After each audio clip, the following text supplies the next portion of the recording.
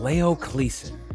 Called boring by some, I am a Leo enjoyer, in that I am a huge fan of fighting game characters that have a unique look about them that does not have the traditional martial arts gi type of look, but they still do really cool martial arts things, and Leo is all of that. Now in terms of fighting style, in some way or another, Leo is pretty good at everything, but can become absolutely masterful doing one thing above all else, which is the thing I'd say this character thrives on. Rule number 1, know your enemy. With 8 extremities, there's a lot of things Leo can do, but don't worry, this is the Good Strings series, where out of hundreds of moves in Tekken, we shrink things down to a few good strings with some dope music to go with it, to act as a starter pack or to add something to your game. Now let's find out what this rake fist Bei Zhe Kao stuff is all about. And begin. We're gonna start with these 2 strings in Leo's moveset. The reason why I'm starting here is because aside her 10-hit combo, they are the longest in Leo's move list. And beginners with Leo may think because of that, these strings are more important than they actually are. And since I'm not fluent in Chinese, the notations are going to be extra helpful today. Number 4 in the move list, 1 2 1 1, and number 5, 1 2 1 4. Now the first 2 hits, 1 2, are Leo's 10-frame Punisher, plus 7 on hit, and only minus freaking 1 on block. We're going to come back to these 2 punches in a minute. For the moment, let's explore move number 4, 1 2 1 1. The first 3 hits are all high attacks. Third hit lands you at plus 6, and the full string on hit grants a knockdown. Third hit is minus 5 on block, and the full string is minus 13, with that last hit being a mid. This string works with 1 2 1 4, which you may find yourself using more because that last hit is minus 6 and has some pretty healthy pushback. It's safe. It also knocks down on hit. The first 2 punches of the string variants jail your opponent.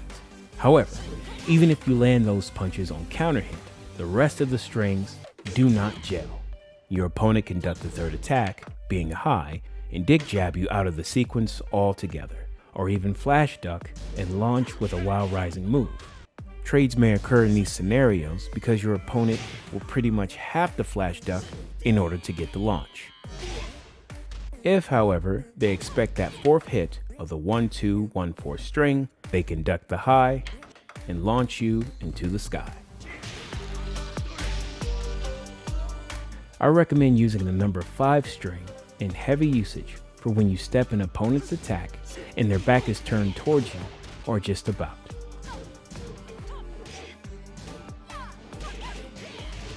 Both King and Armor King come to mind with their kip-up attacks.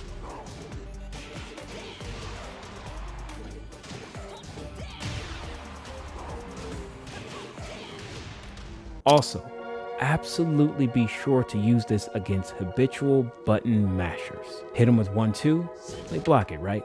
If your opponent time and time again presses buttons immediately after blocking 1 2, that is a great time to start throwing out the entire string, because that third hit counter hits and guarantees the 4th. But chances are you won't be using move 4 or 5 a lot from neutral. I just had to get them out the way. Like the origin of species, the real magic is at the start. All characters in Tekken benefit from learning the tendencies of their opponents, but Leo benefits quite heavily and can properly start to gather that information proper quick, with going right back into her 1 2 string and implementing the 4 button. That's move number 6, 1 2 4. The lowest plus 3 on hit. It knocks down on counter hit to set up some ground game. The reason why this string is so valuable is because of that third hit. It gives you immediate information about your opponent. Do they duck to block? This is minus 13, by the way. Do they parry? Do they just get hit? And then no matter what they do, move accordingly. Because Leo can teach you a lot about Tekken in a lot of different ways. This is going to be like pieces of a puzzle. I'm going to go away from some things and then come back to them later. But like the lifespan of a caterpillar, in the end, it'll all make sense. I got a million of these today, apparently. Use this string to promptly knowledge check your opponent.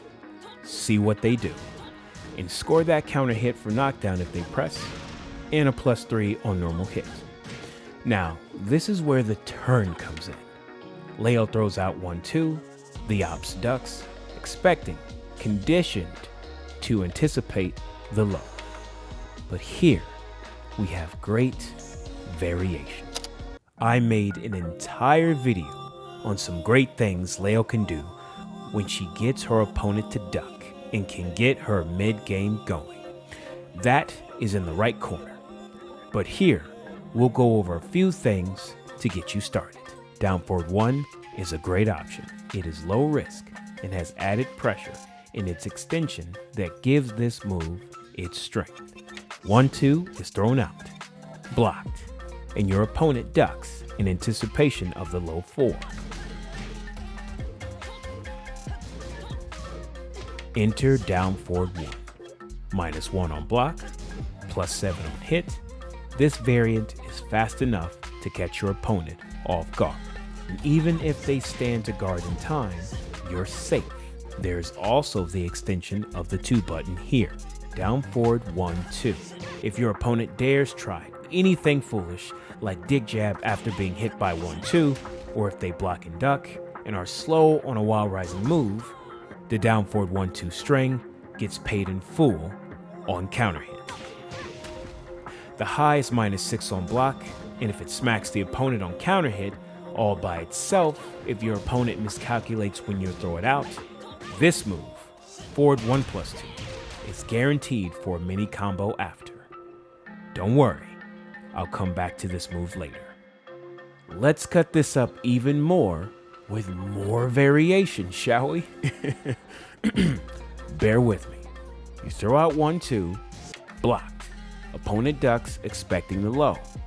Because of the buff to Leo's down forward 2, which has very good range all by itself, by the way, be sure to use it. But because of the buff in the 5.0 patch, she can now launch a crouching opponent. However, if they manage to stand, that down forward 2 is -13.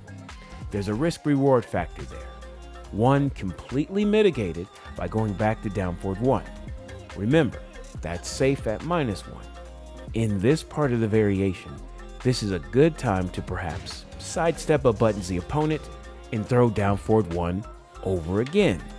Or finish the down forward 1-2 string for a knockdown in that mini combo that I mentioned before. Or don't finish it. And look, once again, you have your opponent ducking the mid-master Leo. And once more, refer to Leo's mid-game variety hour vid for more on that. Just as much as anything in this game, you do this too much or go about a flowchart the same way over and over, your opponent will catch on and make you pay accordingly. Because Leo can appear to be so high heavy, you may find opponents tend to duck after their turn. They're all the way up to -8, -9. They very much expect Leo to return fire with the 1-2, so they duck right after their attack and dick jab. Or even try to time you perfectly for a launch. This is where her beautiful down forward 1 comes into play again, and a couple of other mids we're going to talk about here in a minute.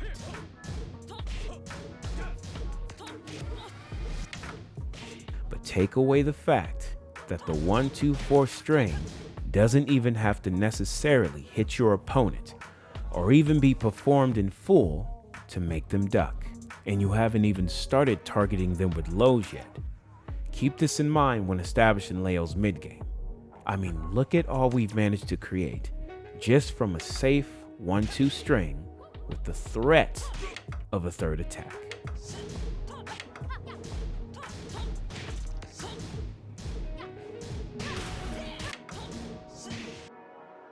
Leo's 1-2 jails. Whether on hit or on block, the 4 cannot be sidestepped, but 1-2 initially thrown out can be sidestepped left and right. Down forward 1 is vulnerable to a degree sidestep to Leo's left shoulder, but has more than a decent catch to the right, though distance plays a role. And I promise you, down forward 2 can be sidestepped as well, though it may not seem like it, as down forward 2 has great tracking. Because of this, down forward 2 isn't the worst option against stepping opponents, so keep this in mind. Another thing to watch out for is dick jab. If 1-2 is blocked and your opponent thinks you're going to mix in a mid, you'll be shut down by junk punch. So mix in parry and hop kick with 1-2 forward. If you find your opponent reading you a lot, try to read the read. Now before we get to go low, we have to check out 2 more mid strings that connect with everything else we've covered so far. And to do that, we're gonna go right back into 1-2 yet again. Whether on hit or on block, and the ops ducks, expecting that low. Or your opponent throws out a string of their own that's safe and then ducks, expecting the 1-2. We take everything back with back 2-1 and back 2 1+2. Back 2 is a mid, neutral on hit, -11 on block, and back 2-1 is +7 on hit, -4 on block, and is a high. Back 2 1+2 is 8 on hit, forces your opponent to crouch, -11 on block, and back 2 was buffed in the 5.0 patch from 15 frames to impact to 14. This is the string to really combine with the 1-2-4 threat. 1-2, opponent ducks expecting to block the 4, only to be met by back 2-1 or the 1+2.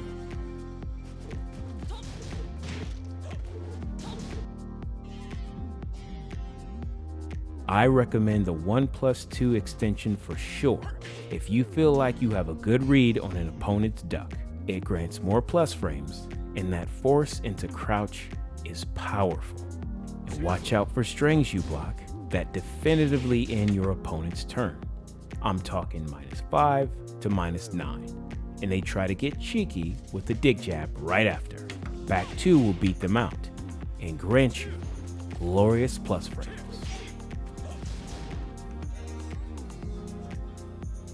Also be sure to use these strings to keep your offense going, and implement these 2 strings as options from neutral as well, as remember, it's only 14 frames to impact, with a decent range in its initial hit. The back 2-1 string being safe is another opportunity for recon for Leo, as if you notice your opponent tends to duck, start to use the 1+2 portion in your offense. Mix in with down forward 1 as well, and you'll be well on your way.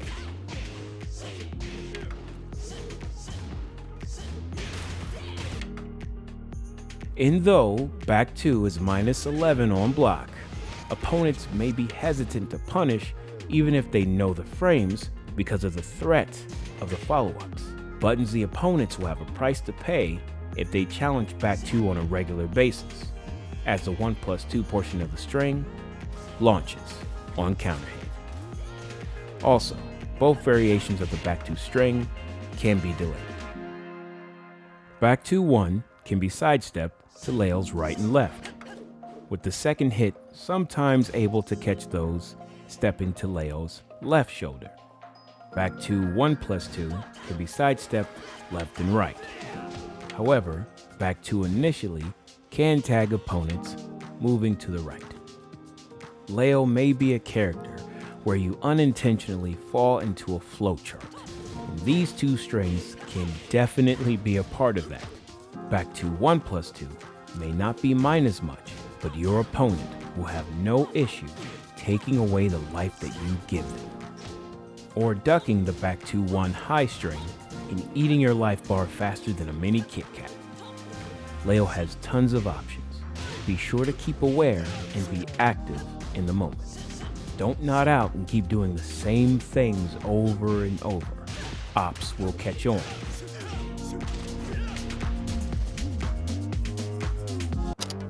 Alright, getting to some lows. Let's pick up some heavier frames and see if we can do it. We're gonna go through move 40, called, however you pronounce these beautiful words, down back for 1, Leo's Hellsweep. This is an unseeable low at 20 frames. That means it happens too fast for the human eye to react to. This move must be anticipated. Kazuya, dare I say, needs to establish Hellsweep to really get his offense going. It is such a powerful and painful thing to put an opponent through, to be hit over and over. Nice chunky damage, and before the match even starts, Kazuya's enemies know they will have to account for this move. Leo doesn't need to do this, but it damn sure gets your opponent to start ducking as she can put them through the same cycle, opening up more of her offense. Tekken 7 has been out for a long time now, and people tend to remember moves that are hard-hitting or will knock them down. Your opponent may very well be scouting out the usage of Hellsweep the entire time of play against them. And this move requires a clean hit in order to sweep your opponent off their feet. The closer you get to the opponent because a clean hit is needed, the more this move is telegraphed. Like you're sending them a postcard, they have a lot of time to anticipate what's coming. And when they read correctly, Leo's HP gets deleted quick. Keep this in mind whether you like to use Hellsweeps in heavy usage, in balance, or rarely just to keep your opponent on their toes, or offer them rather. Is that a dad joke? Does that count as a dad joke? I'm gonna count it as a dad joke. And be sure to mix with the move I can pronounce, Dragon Impact. Back 4, 1+2. 18 frames, first attack is -8 on block, full string is -12. And if you land the first hit, the elbow is guaranteed as it's a natural combo. Use this out in the open, and especially when opponents are getting off the ground. Throw out 1 Hellsweep, perhaps 2 Hellsweeps, and then Dragon Impact. Since people have properly conditioned themselves to read Hellsweep incoming, that's why Dragon Impact can be so effective here. It also wall bounces. This move can be rather sneakily effective when used properly. And one final note on Leo's Hellsweep. If timed right against the opponent throwing out a lot of highs, or just on counter hit, down back 4 becomes a launcher.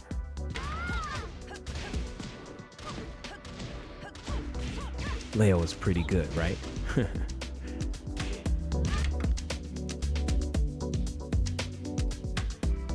This is the Good String series, but single moves do creep in for balance, and Leo's 442 is that move today.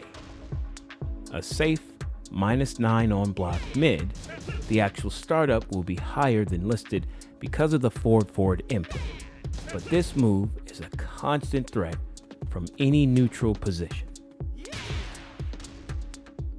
Even if you find your opponent wary enough about this move that at attack distance they aren't throwing out many buttons or displaying foolish movement, the simple execution of this move puts your opponent on notice that they best remain careful.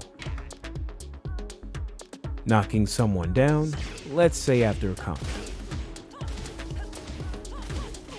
and they take the bait and throw out an attack, 442. You could also do this after knocking them down with 442 itself. your opponent will really have to account for defensive space when you get this move going. This move also wall splats. Your opponent has to be careful of your spacing, and so do you. Judge the distance wrong, and Leo's fist can end up right up in her opponent's face for them to smell it, but just not close enough to hit them though.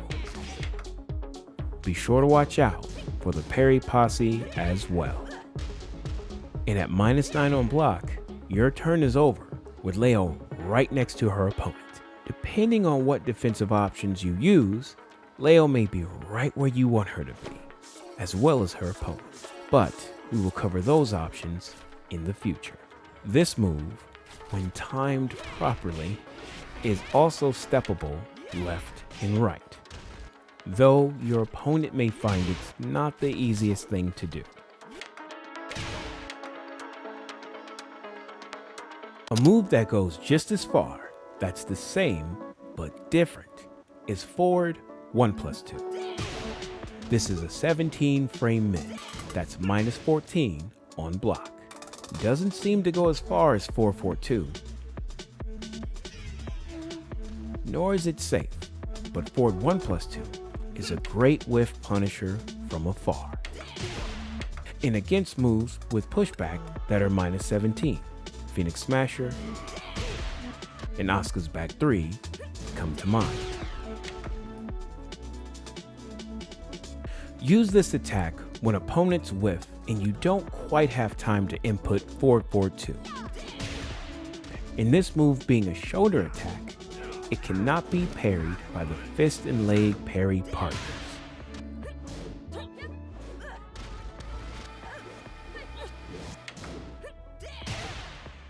Forward 1+2 also wall bounces. Opponent has their back up against the wall, you feign running in or making a move and they misjudge and press. This works as a great round ender with walls at the enemy's back. The caveat is simple on this one, -14 on block, and it's launch punishable against certain characters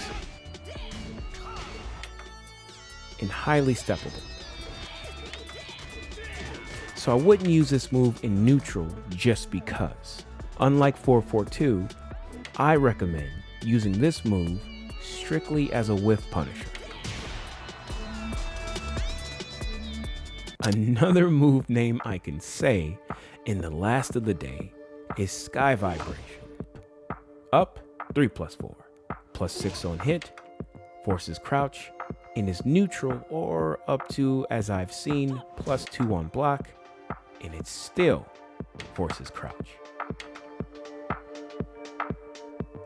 Let's say you knock down with 1-2-4 on counter hit, and your opponent is scared or too cautious to get off the ground, and just lays there. A dash forward and then Sky Vibration can score you an extra hit. That is not the most optimal ground game option, but it's there. However, if they go for a wake up attack and you're quick enough, you'll get a counter hit and relaunch them. And if your opponent tends to wake up with a low kick, you don't even have to dash in to clip them. An optimal use for Sky Vibration is when you pair it with down forward 1-2 on counter hit, splatting your opponent onto the ground right at your feet. If they spring attack, they're splatted again. Any other wake up attack will either also splat, score a counter hit, or force your opponent into crouch. All of these options being good for Leo, as it allows her to control the match. Another thing to keep in mind about this move is if your opponent attacks with the wrong while rising move from that forced crouch, down forward 1-2 will beat them out in a counter hit and reset the entire situation. I'd also say, upon occasion, in picking your spots carefully, you can fish the crush low attacks for a launch as well, or just some plus frames.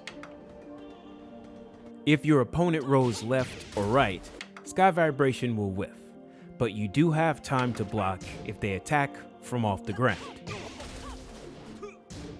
A well-timed spring attack against an ill-timed sky vibration is really what you need to look out for here. And I definitely would not recommend just throwing this move out over and over out in the open with such high frames. 24 with 27 total frames of animation, as Leo can be jabbed out of this move as she takes to the skies. Leo, underplayed and underappreciated, is a connoisseur of defense, great offense, and an information gatherer of her opponent. There is a lot to this character to explore, so much so that some people are just getting around to the depths of Leo's move list far into Tekken 7's lifespan. Thoughtful offense and timely defensive options will take you far with this character.